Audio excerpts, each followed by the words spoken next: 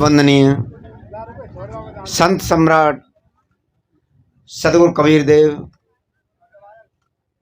मेरे हृदय मंदिर के आराध्य परम पूजनीय सदगुरु सोण साई जी, इस कार्यक्रम के अध्यक्ष संत श्री सुशील साई जी,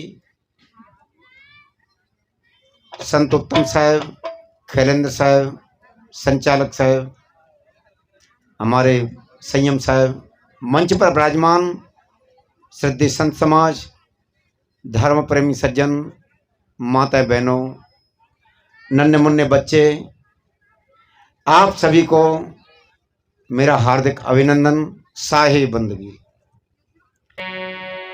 अभी आप लोग श्रवण कर रहे थे संत श्री संयम साई जी को।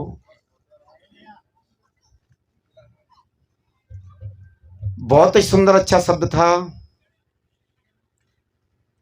उनसे पहले आपने दिल्ली से पधारे हुए खैलेंद्र साई जी के द्वारा सद्गुणों पर चर्चा श्रवण की थी। उन्होंने अपने वक्तव्य में अपने विकारों को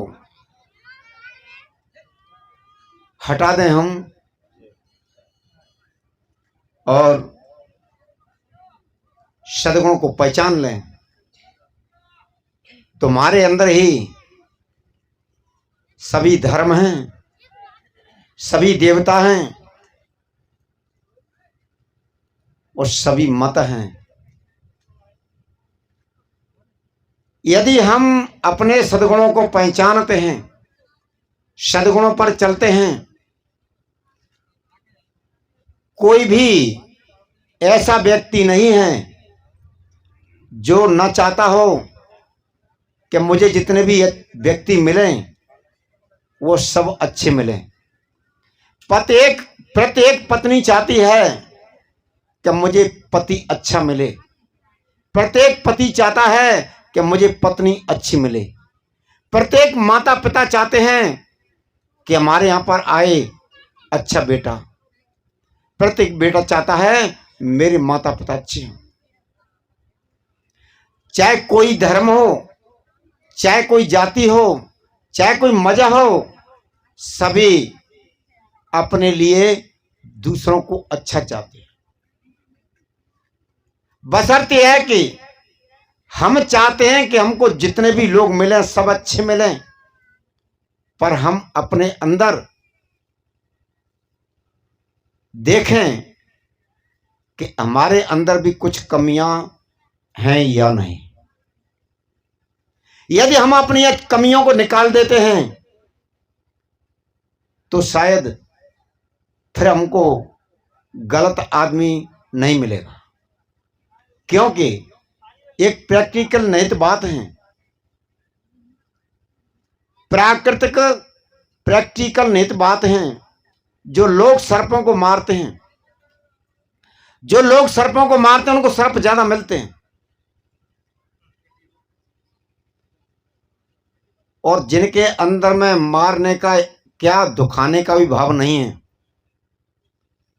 उनको सर्प मिलते क्या, उनको दिखाई भी बहुत कम देते हैं। और मैं अपने जीवन की बात बताऊं, जब से मैं सदगुरु सोण साई जी की शरण में आया, बाड़ी में बगीचा है, आश्रम अलग है और बगीचा अलग है।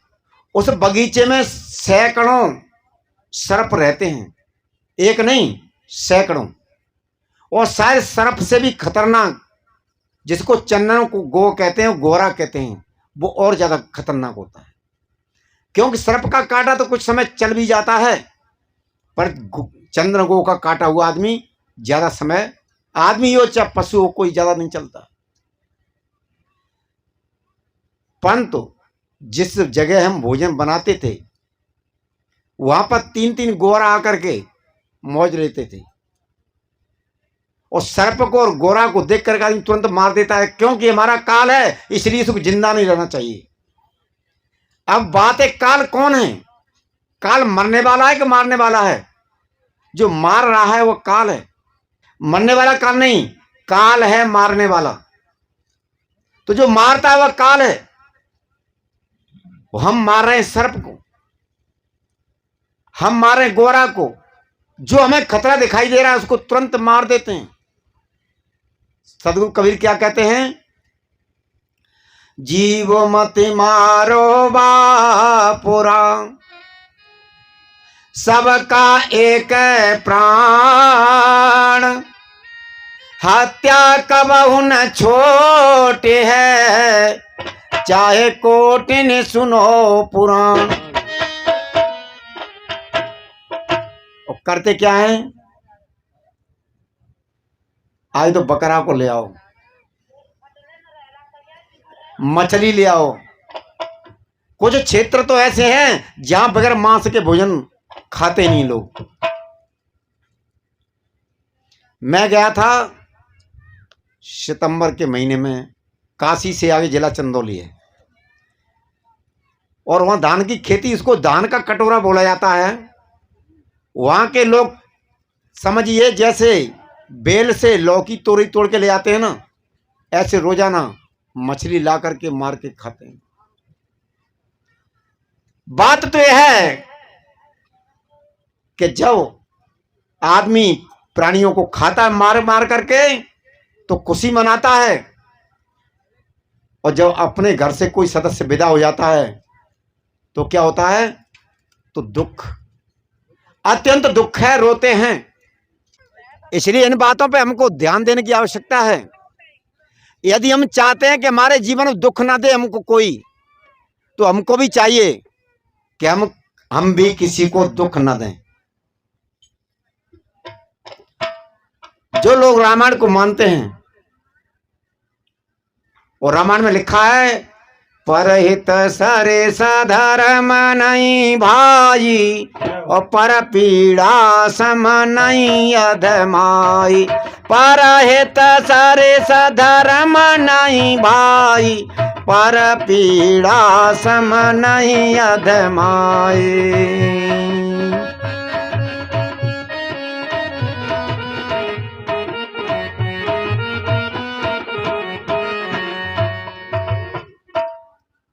किसी को दुख पहुंचाने के समान कोई अधर्म नहीं। किसी के आपने सुख पहुंचाया है, इससे बड़ा कोई धर्म नहीं। पर क्या करते हैं? बकरा को, मुर्गा को, भैंसा को, कबूतर को, कबूतरी को, हिरण को, सब को मार करके साफ कर देते हैं। ये क्या कर रहे हैं? ये हमारा भोजन है। जब कहा जाता है कि कण कण में भगवान है, इस्लाम कहता है जर्रे जर्रे में खुदा है, तो क्या बकरा मुर्गा में नहीं है? भैंसा में नहीं है? किन प्राणियों में नहीं है? फिर जब कण कण में है तो अरे भैया उनको भी जाने दीजिए। अभी हमारे संत खेलेंद्र साहब बोल रहे थे रामायण की चौपाई कि हमारे अंदर में दृष्टि हो। कौन सी? जो राम के अंदर में थी। कौन सी थी? प्रात काल उठ के रघुनाथा, मात पिता गुरु ना बहि मात। प्रात काल उठ के रघुनाथा, मात पिता। पर क्या हो रहा है? आज काल ऐसे हैं भ्राता, पी शराब मारत हैं।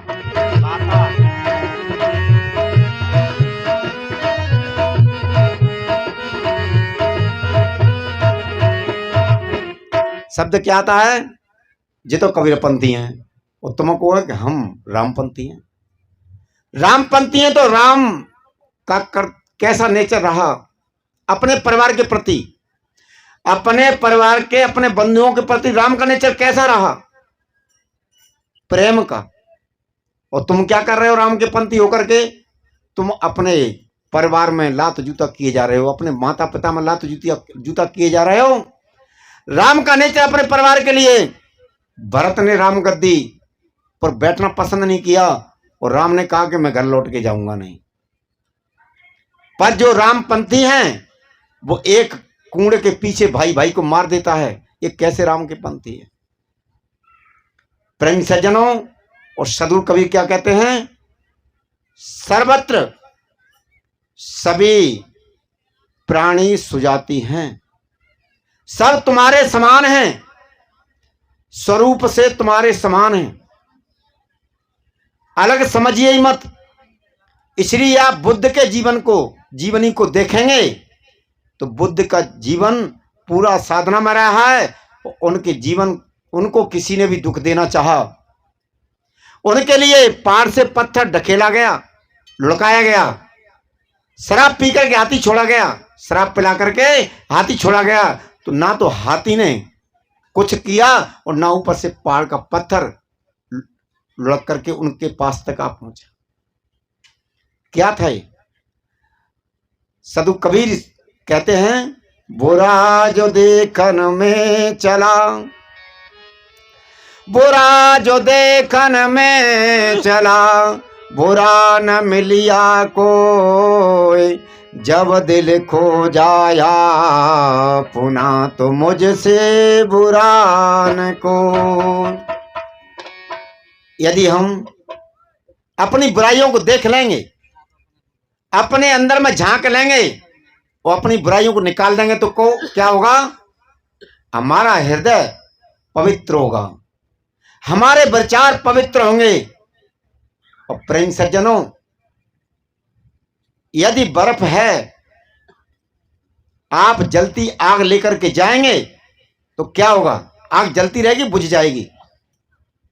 परंतु हम क्या करते हैं? हम यह करते हैं कि हमारी आग तो जलती रहे पर दूसरा बर्फ हो जाए। हम अपनी आग को बुझाएंगे, हम अपने विकारों को साफ करेंगे अंदर से, तो आगे हमको लाइन बढ़िया मिलेगी। दूसरी बात यह है, ऐसे भी कोई भाई बहन कह सकते हैं कि हम तो मौन रहते हैं, पर हमारी वो दौरानी के जेठानी के पड़ोसन तो गाली देती रहती है, हमारा बिगड़ भी क्या जाएगा? वो गाली दे दे के थक जाएंगे और हम शांत रह जाएंगे। क्या बिगड़ेगा हमारा? कुछ नहीं। और गाली देते देते जब पड़ोसी थक जाएगा, कि दौरानी जेठानी थक जाएगी, कि सास हो के बहू थक जाएगी, तो अपने आप रुक जाएंगे। परंतु हम तो रुक नहीं पाते हैं, इसलिए हमको फिर दोष देखना ही पसंद आता है। और जब तक हम अपने आप को ठीक ना करेंगे, अपने आप के विचारों को सही ना करेंगे, तब तक बात बनने वाली नहीं है। इसलिए पद सुना रहे थे कल, मन की तरंग मार लो, बस हो गया भजन। प्रेमी सज्जनों, और मेरी चर्चा मैंने यहीं से छोड़ी थी, कल शाम को ही मैंने पद सुनाया था। शाम को थोड़े से भाई लोग थे, तोरा मन दर्पण कहलाए। और मेरी चर्चा कहां रुकी थी? इस पद में एक लाइन है पीछे, तन की दौलत ढलती छाया, मन का धन अनमोल। तन की दौलत ढलती छाया, मन का धन अनमोल। तन के कारण मन के धन को मत माटी में रो।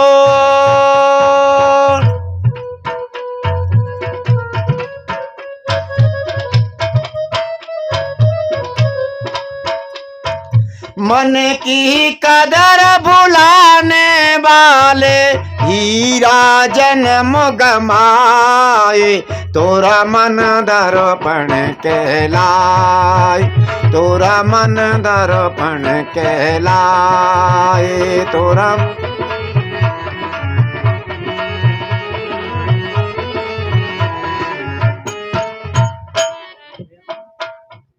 भले बुरे सारे कर्मों को देखे और दिखाए, तोरा मन दर्पण कहलाए, तोरा मन दर्पण कहलाए, तोरा मन दर्पण कहलाए। तन की दौलत ढलती छाया, और मन का धन अनमोल। और बहुधा सुना जाता है क्या, मन के ऊपर, मैंने कहा शाम को, मन के ऊपर सभी महापुरुषों ने तंच कसा है, परंतु जिस कवि ने एक कविता की है, इस पद को लिख के तैयार किया है, उसने क्या कहा, तन की दौलत जलती छाया, मन का धन अनमोल। और तन के कारण मन के धन को मत माटी में रोल। और क्या, मन की कदर भुलाने वाले हीरा जन्म गमाए। क्योंकि बगैर मन के कोई क्रिया नहीं होती। हमारे मन में साधना की, भजन की बात होगी तभी हम भजन में बैठेंगे, नहीं बैठेंगे वरना नहीं बैठेंगे। इसलिए तन का धन क्या है, तन का धन है तन से प्राप्त होने वाले सुख। और मन का धन क्या है, मन का धन अनमोल। और तन से प्राप्त होने वाले सुख क्षणिक हैं, मृग मरीचिवत हैं। रेगिस्तान में अब यहां से गर्मी विशेष आगे तेज होगी, क्या होगा, रोड पर भी डामर ऐसे लगती है जैसे पानी भरा हुआ है, पर जहां लगता है कि पानी भरा हुआ है वहां पहुंचते हैं तो नहीं है पानी। प्यासा हिरन रेगिस्तान में दौड़ लगाता है, आगे उसको महसूस होता है कि पानी भरा हुआ है, पर वहां पानी नहीं मिलता। और प्यासा हिरन दौड़ दौड़ कर थक जाता है, मर जाता है, परंतु उस रेगिस्तान में उसको पानी नजर नहीं आता, नजर आता है, मिलता नहीं। ऐसे इंद्रियजन्य जितने भी सुख हैं, सब में लगता है कि इस समय नहीं तो उसमें, उसमें नहीं तो उसमें सुख है। और इन्हीं सुखों के कारण लगता है आदमी को ये पति कांटा बन रहा है कि पत्नी कांटा बन रही है, कि भाई कांटा बन रहा है कि बहन कांटा बन रही है, कि पिता कांटा बन रहा है कि मां कांटा बन रही है, कि बेटा कांटा बन रहा है कि बेटी कांटा बन रही है। हटाओ झंझट, कर दो साफ मैदान, साफ करवा दिया जाता है, परंतु अंत में क्या मिलता है, कुछ नहीं। इसके ये कहानियां भी लिख के तैयार की हैं। राम ने रावण को मारा, 1 लाख पुत्र 1.25 लाख नाती, और ताव रावण का दिया न बाती। कहने का तात्पर्य, राम ने 1 लाख पुत्र 1.25 लाख नातियों को मार दिया रावण के सहित, पर शांति राम को भी नहीं मिली। जिस राज्य के लिए पांडवों ने अपने चचेरे भाई 100 कौरवों को मार दिया, 18 छोड़ी दल समाप्त हुआ, उन पांडवों को भी शांति नहीं मिली, उनको भी हिमालय में गल के मरना पड़ा। कहानी के अनुसार साधु कविसाई ने प्रमाण दिया, कृष्ण समीपी पांडवा और गले मारे जाए, और लोहा को पार से मिले तो काय को काई। उस महाभारत में मौज लेने वाले और आनंद लेने वाले कृष्ण का भी शरीरांत किस विधि से हुआ। महाभारत में अच्छी भूमिका निभाई, अपने बुआ के परिवार को मरवा दिया, चुन चुन के मरवाया, अपनी राजनीति से मरवाया, पर जब वे मर गए तब कौन रह गया, तब कृष्ण का परिवार रह गया। जब अपना परिवार मरा आपस में लड़ करके, तो कृष्ण उसके शोक में प्रवास पट्टन नाम के जंगल में जाके लेटते हैं, पैर रख करके। वही जरा व्याध, राम ने बाली को मारा, वही बाली जरा व्याध बना, और फिर कृष्ण के पैर में बाण लगा। शिकारी अपनी शिकार पर पहुंचता है, और जब देखा कि तो कृष्ण हैं, कहा आप यहां मेरे शिकार के क्षेत्र में आप यहां कैसे आ गए, इधर कभी नहीं आते थे। तो लेखक लिखता है कि कृष्ण ने कहा कि चिंता मत कर, मेरा तेरा बदला पूरा हो गया। यहां संत कबीर क्या कहते हैं, कर्मों को अपने सुधारेंगे भाई, तो तुम पर जुर्म है ना ईश्वर खुदाई। कर्मों को अपने बिगाड़ेंगे भाई तो कोई न रोकेगा ईश्वर खुदाई। यदि हमारे कर्म अच्छे हैं तो किसी भी ईश्वर ब्रह्म परमात्मा की ताकत नहीं कि वो हमको दुख दे दे, और यदि हमारे कर्म बिगड़ गए हैं तो किसी भी ईश्वर ब्रह्म परमात्मा की वह ताकत भी नहीं कि वो हमारे दुखों को मिटा दे। क्यों? आम जनता कहती है कि राम का नाम ले लो, कृष्ण का नाम ले लो, फलाने भगवान का नाम ले लो, दुख मिट जाएंगे। पर बिन को नाम तो हम ले लें और कि तुम ले लो। जब बिन पर अपने ही दुख नहीं मिटे और अपने पापा मम्मी के दुख नहीं मिटे। राम का वनवास होता है और रावण दशरथ को बहुत दुख होता है। क्या होता है? मंत्री सुमंत लौट के आता है, पूछा राम नहीं आए कि नहीं आए, तो वहां चौपाई लिखी है, राम राम राम कहे राव गए सुरधाम। तो जो अपने कर्मों को नहीं मिटा सके, जो अपने कर्मों को नहीं मिटा सके, वो हमारे क्या तुम्हारे क्या और किसी के कर्मों को कौन मिटा सकता है? जो नाव जो खुद डूब रहा है पानी में, वो हमको कैसे बचा सकता है? इसलिए प्रेमी सज्जनों, सदगुरु कबीर कहते हैं, राम हुए तो अपने कर्मों का फल उन्होंने भोगा, कृष्ण हुए तो उन्होंने अपने कर्मों का फल भोगा। भैया तुम उनके पीछे काहे के पड़े हो? तुम्हें यदि पीछे पड़ना तो पीछे पड़ जाओ, तुम तो अपना भला करो, अपने कर्मों को सुधारिए। उनके कर्म तुम्हारे को दुख नहीं देंगे और तुम्हारे कर्म दूसरे को दुख नहीं देंगे। तुम्हारे कर्म तुमको दुख देंगे, दूसरे के कर्म दूसरे को दुख देंगे। सदगुरु कभी कहते हैं, आपन कर्म न मेट हो जाई, कर्म का लिखा मिटे दो कैसे, जो युग कोट सिराई। गुरु वशिष्ठ मन लगन सुधायो, सूर्य मंत्र एक दीना, और जो सीता रघुनाथ विवाई, पले के संचन कीना। तीन लोक के कर्ता कहिए, बाल बदो बरियाई, एक समय ऐसी बने आई, उन्हों अवसर पाई। नाद मन को बदन छुपाया, कीनो कप का स्वरूपा, और शिशुपाल की भुजा खारी तो आप भय हर ठूटा। पार्वती को बांझना कहिए, ईश्वर न कहिए भिखारी, और कहें कबीर कर्ता की बातें और कर्म की बात निनारी।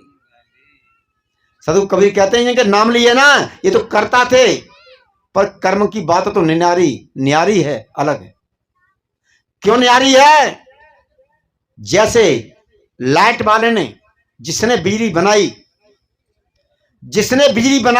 उस बिजली ने उसको भी नहीं बख्शा। जिसने करंट बना के तैयार किया, उस करंट ने बनाने वाले को बख्शा नहीं। प्रेम सज्जनों, ऐसे कर्म किसी को बख्शता नहीं है। न्यायाधीश पैसा लेकर के, क्योंकि उसने यही पढ़ाई की है, धारा को चेंज करके क्या करता है? निर्दोष को फंसा देता है और दोषी को बरी कर देता है। परंतु कर्म ऐसा न्यायाधीश है, कर्म किसी को नहीं बख्शता है। चाहे तो भगवान हो या भगवती हो, करता हो, कोई हो, उसको नहीं बख्शता। इसलिए कर्मों को अपने सुधारेंगे भाई तो तुम पर जुर्म है ईश्वर को। और ये मनुष्य का शरीर जो प्राप्त हुआ है या किसी का भी शरीर प्राप्त हुआ है, वो सब कर्मों का फल भोगने के लिए प्राप्त हुआ है। सदगुरु कबीर कहते हैं, सुर नर मुनियो देवता सात दीपनो खंड, कहाई कबीर सब भोगिया देह दरे को दंड। एक दो की बात नहीं, सुर नर मुनियो देवता सात दीपनो खंड, और कहीं कभी सब भोगिया देह दरे को तंदर सुखिया, काउन देखा जो देखा सो दुखिया। और उदयस्त की बात कहता है, सबका किया जो। मैं अपनी बात को यही पूरा करूंगा क्योंकि समय ज्यादा हो गया, शायद ओवर निकल गया। अब मैं जयकारा बोलेंगे सभी, बोलिए सदगुरुदेव की।